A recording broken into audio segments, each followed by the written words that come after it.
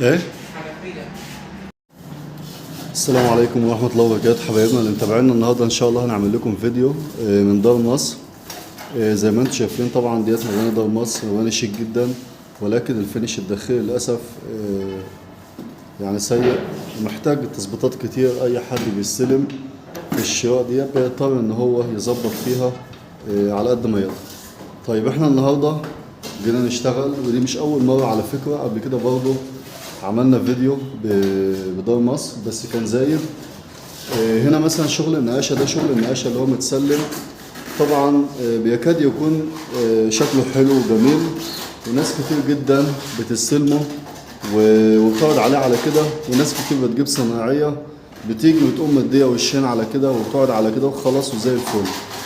ولكن انا طبعا ما ينفعش ان انا اعمل حاجه اللي هي تخالف ضميري، وده الطبيعي الحمد لله اللي احنا شغالين عليه طول عمرنا. زي ما احنا شايفين مصطفى اهوت، طفل لسه صغير ما شاء الله بيطلع البوهي اهوت، بتطلع على المحاره كأن ما فيش اي حاجه.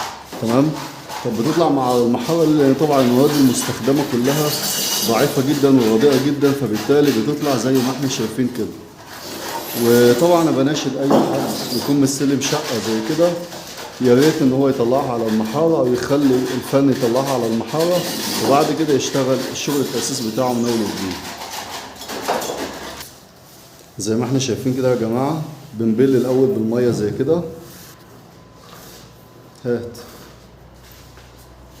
بص الميه.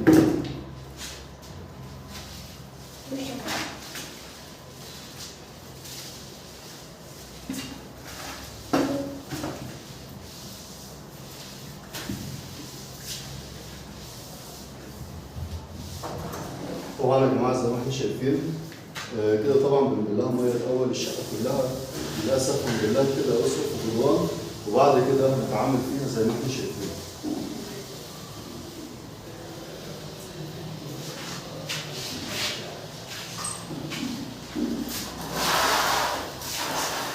زي ما احنا شايفين بتطلع بالمنظر ده.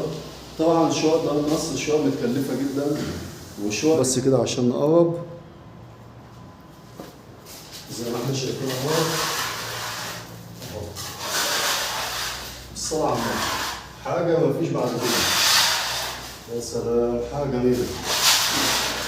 والله يا مصطفى تعال تعال اشتغل هنا كده. يلا زي ما احنا شايفين مصطفى اهوت. بص يا قد الكاميرا هنا اهو، شايفين مصطفى عيل صغير لسه بيطلع الشغل اهو، بيطلع على المحاره ويطلع زي الحلاوه. ده طبعا الفينش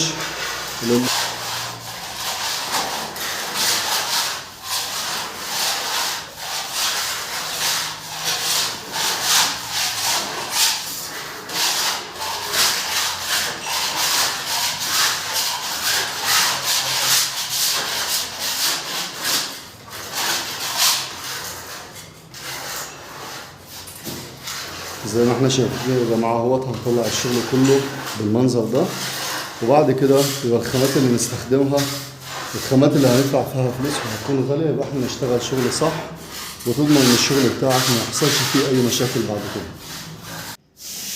زي ما شفنا كده يا جماعه اهوت، الشغل كله طبعا نزل. موضوع مجهد جدا ومتعب جدا، ولكن انت كده بتضمن ان الخامات اللي انت هتحطها او المصاريف اللي انت هتصرفها يبقى انت ضامن الشغل بتاعك اكنك مستلم الشقه بتاعتك نص تشطيب وانت بتشطب على مزاجك، علشان ما نغرمش فلوس وتترمي في الارض، وما نغرمش خامات ومصنعيه، وفي الاخر يبقى الاساس بتاعك اصلا اساس ميت، اساس ما ملوش اي متانه ولا فيه اي خدمه زي ما حضراتكم شفتوا.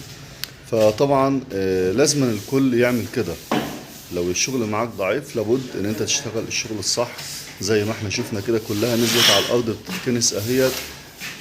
فلوس يعني العفرة والتراب اللي موجود ده كله، دي كلها كانت فلوس محطوطة على الارض ديت زي ما احنا شايفين. فطبعا لا يصح الا الصحيح. لازم أن تبدأ صح علشان خاطر يبقى الفينش بتاعك صح بعد كده. طبعا بعد كده بنجيب الصنفرة وبنمشي على الحوائط زي ما احنا شايفين كده، والليس اوف كله.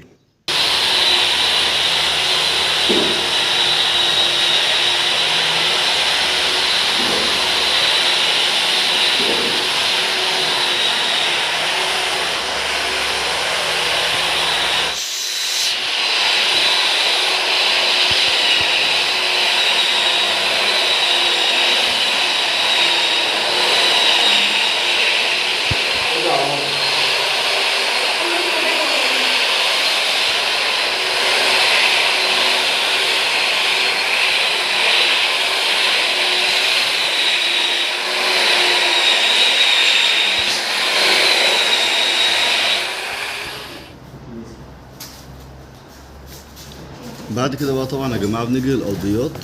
ودي برضو من اهم المراحل. كل ديت حضراتكم بتكون تجهيزات قبل الشغل.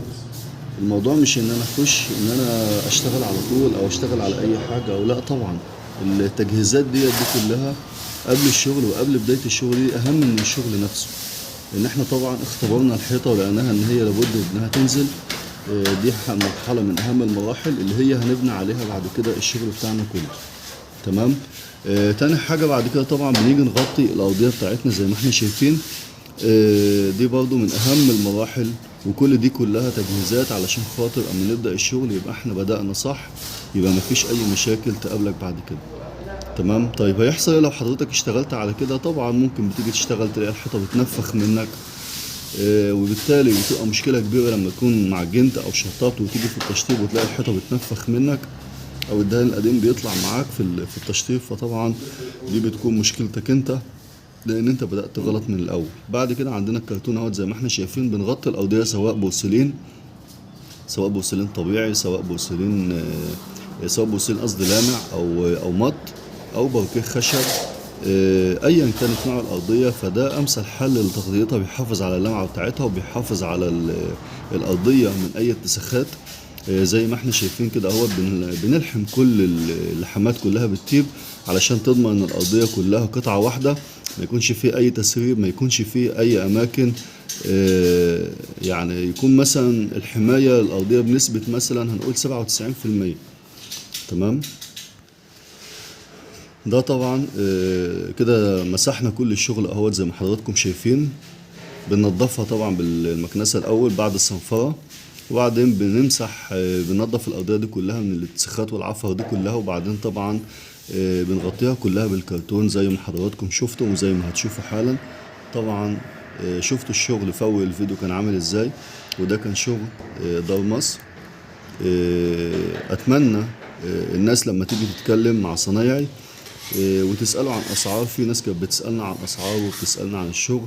حضرتك تشوف الأول إحنا بنشتغل إزاي أو التعب اللي إحنا بنتعبه، وبعد كده تبقى تقارن بين الصنايعي اللي بيجي يشتغلك على طول وبيشتغلك على الشغل القديم، وبين إن إحنا بنشتغل بالطريقة بتاعتنا ديت وبنحافظ على شقتك بالطريقة ديت. وفي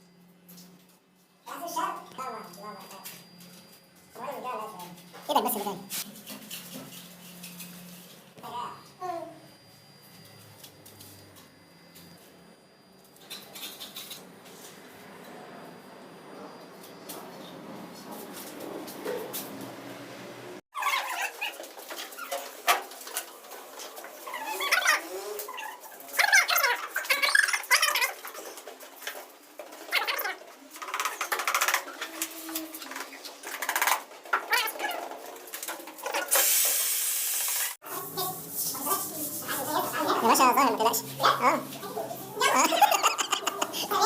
ايوه ايوه تمام. الله ينور. ايوه الاثنين.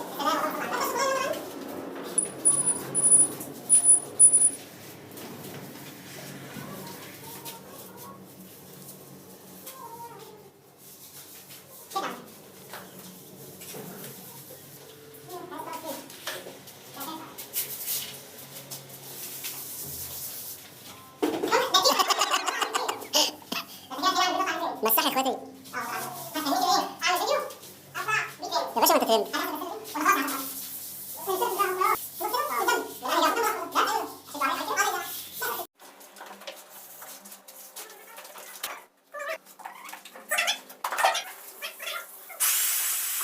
السلام عليكم ورحمة الله وبركاته. دي يا جماعة أول مرحلة بعد الجبس، لأن في ناس كتير بتسأل على شغل الجبسون بورد وبيحط عليه كمية معجون كبيرة جدا أو كمية جبس كبيرة جدا. أول حاجة طبعا التشيش زي ما احنا شايفين الفواصل ديت، تمام. ده الشاشة اهوت على الفواصل. طبعا عشان هنا في كورنيشة فمفيش ميتال راكب، تمام. لكن لو مفيش الكورنيشة ديت يبقى في ميتال بيركب هنا، تمام. فطبعا ده الشاشة اهوت بيمسك الفواصل كلها. بعد كده بتعمل المعجونة بتاعتك، المعجون الممتاز، وبنمشي عليه زي ما احنا شايفين كده، بتربي طبقة كويسة. طبعا بعد كده بتشيلها بالصنفار زي ما احنا شايفين كده اهوت. بتاخد الفواصل بس، الجبسون بورد نفسه ما بتمعجنوش زي ما احنا شايفين كده، تمام. دي كده تاني مرحلة. قلنا أول مرحلة الشاش اللي هي دي، قلنا أول مرحلة اللي هي الشاش دي، تمام. بعد التشيش ده زي ما احنا شايفين كده بناخد الفواصل كلها فوق الشاش بالمعجون الممتاز زي ده كده، تمام. بنعمل طبقة ولما بتنشف بنوضع عليها تاني وبعد كده بتتصنفر. انا ان شاء الله هنعمل لكم المراحل كلها ونشوفها مع بعض لحد الفينش. طبعا اللي راكبه فوق ديت فيوتك، اللي فوق وتحت فيوتك على الجبسون بورد.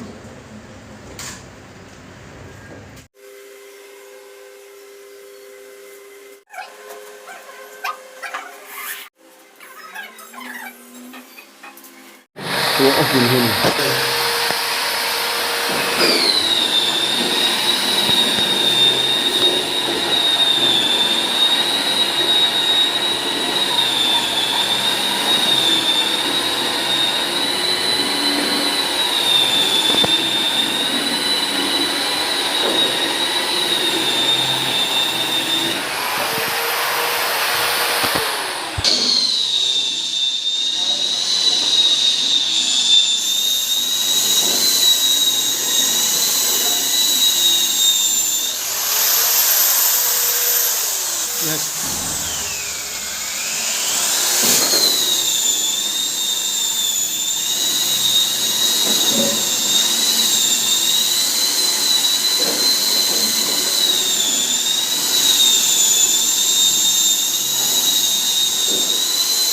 عليك نور يا ابو اسماء.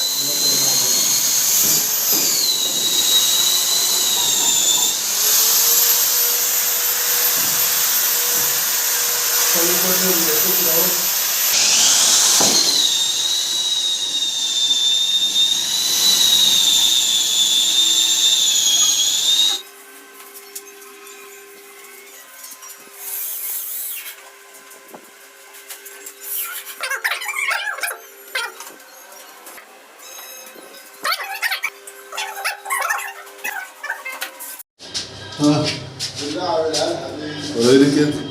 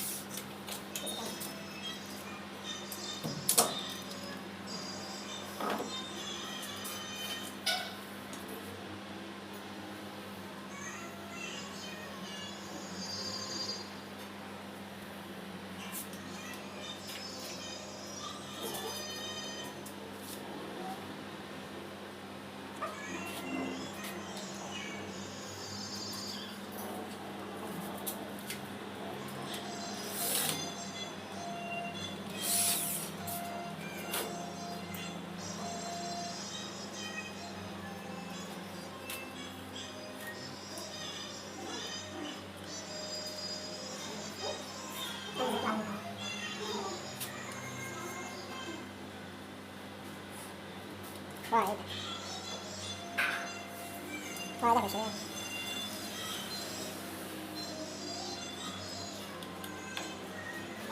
تمام.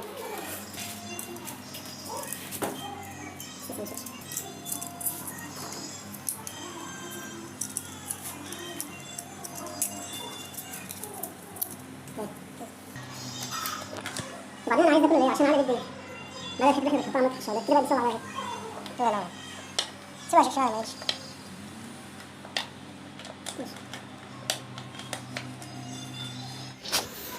طبعا يا جماعة بعد صنفرة الجبسون بورد وبعد التلقيط والكلام ده كله بندي وش. وده من اهم المراحل في الجبسون بورد، ان انت تدي بنتريتنج من جوتن، سيلر بنتريتنج او سيلر ناري من جوتن. تمام.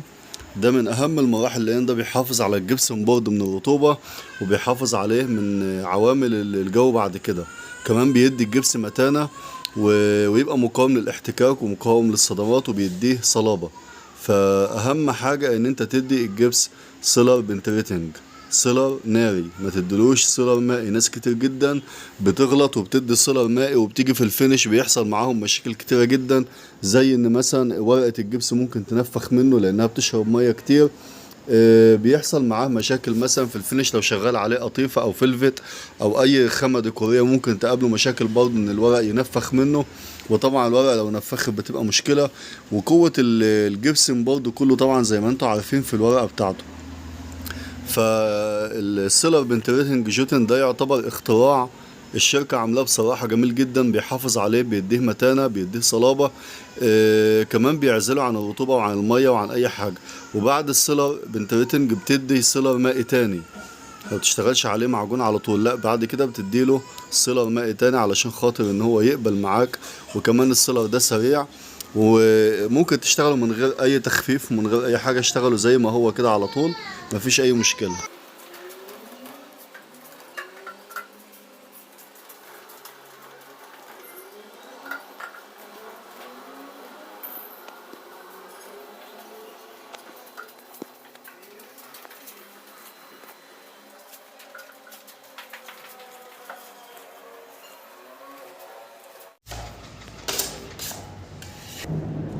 ماشي. ماشي. السنة الشرير. ماشي.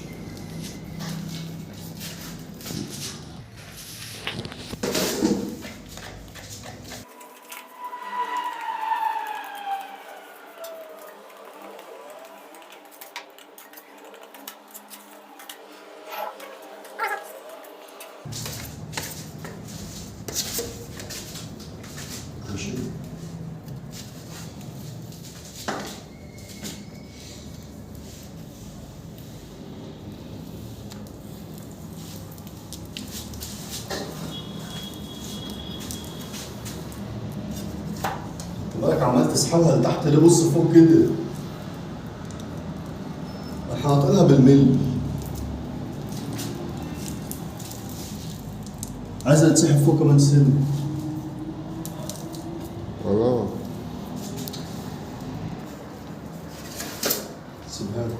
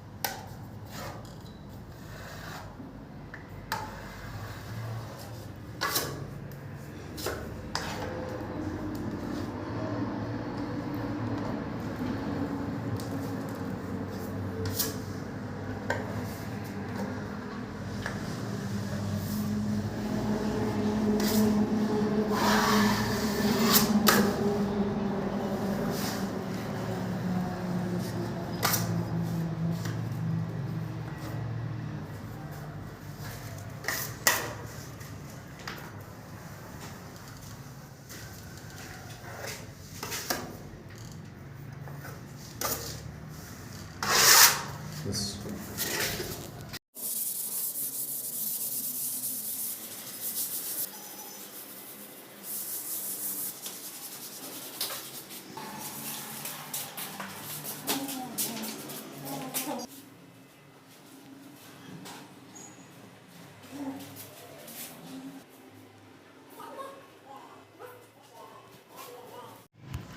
طبعا يا جماعة البسلة ديت فانيلا لاتيه نص صبغة زي اللي عملناها قبل كده.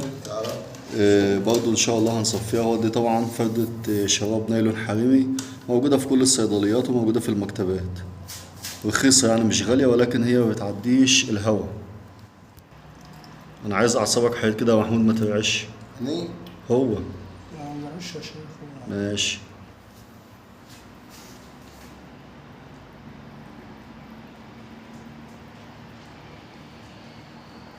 خليك ثابت. طبعا يا جماعة الشراب بيصفي البويات على طول، البوية تقيلة مش خفيفة.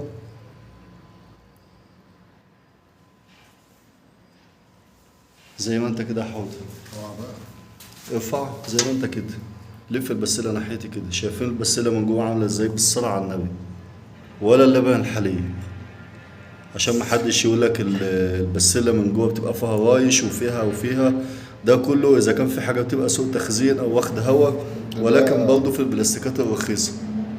بالصلاة على النبي البسلة من جوه هي زي اللبن الحليب. ارفع يا محمود. اهو كده الشراب بيصفى اهوت بالصلاة على النبي. طبعا الفردة اما بتكون جديدة انت بتجيبها من اي صيدلية ما بتعملش 5 جنيه. بالمناسبة يا جماعة اللايف دايما بيجي في عبوات حديد زي دي كده، عبوات مش بلاستيك، لكن المزهر العادي بيجي في عبوات بلاستيك زي ده كده. طيب ممكن نقول سريعا كده ايه الفرق بين المزهر لايف والمزهر العادي برضه عشان الناس اللي بتسأل. المزهر العادي اللمعة بتاعته 12%، المزهر لايف لمعته أعلى شوية. الملمس بتاعه زي الزيت، ناعم جدا، ضد البكتيريا وضد التعفن، وكل دهانات جوتن ضد البكتيريا وضد التعفن. سهل في النظافة، ما بيلمش البسلة من جوه بالصلاة على النبي، ما فيهاش أي حاجة. تمام. ما بيلمش أتربة، سهل في النظافة، سهل في الغسيل، في أي حاجة. يعني هو بلاستيك قوي جدا ومن أنظف، مش هنقول من أنظف، لا هو أنظف بلاستيك موجود في السوق سواء في مصر أو برا مصر. طبعا البلاستيك العادي المذهل اللي هو ده لمعته أهدى شوية منه، الملمس بتاعه برضه في فرق بينه وبين الملمس اللي هو اللايف حياة. اللايف حياة بيكون أنعم شوية. طيب نيجي بقى للتغطية. التغطية بتاعت المذهل تغطيته أعلى من المذهل لايف في ألوان معينة. يعني عندنا مثلا الأخضر أو الأصفر أكتر لونين، يعني الدنيا معروف إن هي بتبقى صعب السطران فيهم، الأصفر الكناريا أو الأخضر الزيتي أو الزرعي. فهنا البوية دي بتحتاج تتمس كتير جدا، فمش هتسطر معاك وهتعري، مش هتسطر معاك من أول وش ولا من ثاني وش. لكن المزهر العادي هيسطر معاك وهيغطي بسرعة وهينشف أسرع. وطبعا كل مكان